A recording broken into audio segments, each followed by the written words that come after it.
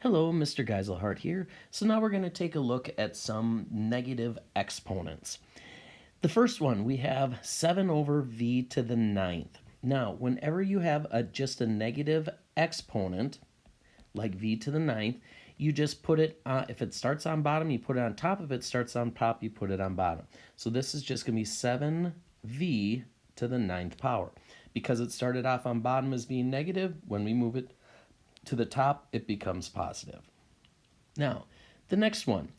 Whenever you have a negative exponent, or really any exponent outside, what I always like to do is simplify what's in the parentheses first. So I'm going to start by doing 18 divided by 9. Well, 18 divided by 9 is going to be 2 over d, and that's raised to the negative 2 power. Okay, now each one of these can be raised to the negative 2 power. So it'll look something like this. And I'm just going to move and write the rest of this over here.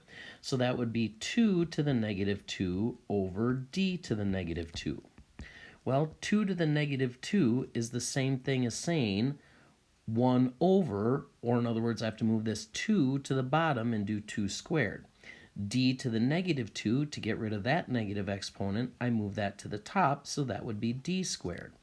Now, we usually, if it's a relatively small number like 2 squared, I want to just write that as a number instead of having an exponent. So this would be d squared over 4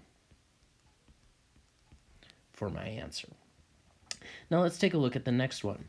Well, in this one, I'm going to just show my work down here. What I want to do is I'm going to just start off by making a fraction bar. Now, there's no numbers besides the 9 right here, so that 9 is just going to stay on bottom.